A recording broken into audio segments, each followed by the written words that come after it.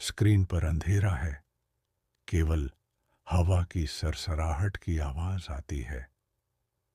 दृश्य एक एक पुरानी धूल भरी हवेली का बाहरी शॉट।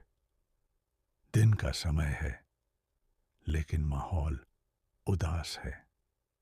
एक लेखक अपनी अगली कहानी की तलाश में शहर की भीड़-भाड़ से दूर एक पुरानी वीरान हवेली में रहने आता है।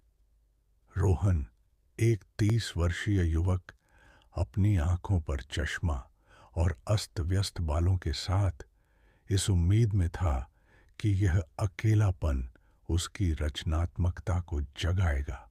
उसे नहीं पता था कि यह हवेली अपनी कहानियां खुद लिखती है, स्याही से नहीं, बल्कि डर से। दृश्य 2। हवेली के अंदर एक अंधेरा कमरा। रोहन एक पुरानी मेज पर बैठा है।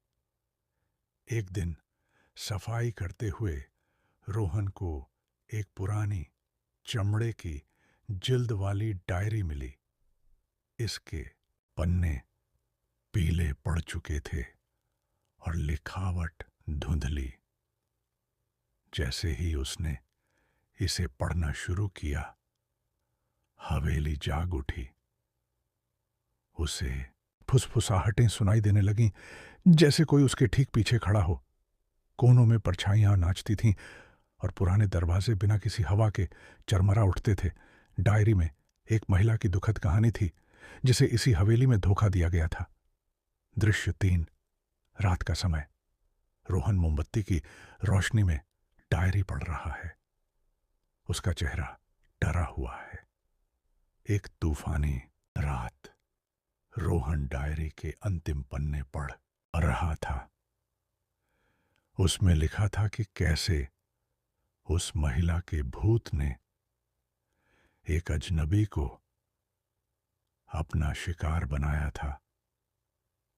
डायरी में लिखी हर घटना, दरवाजे का अपने आप बंद होना, ठंडी हवा का झोंका और एक औरत के रोने की आवाज वास्तविक समय में रोहन के साथ होने लगी।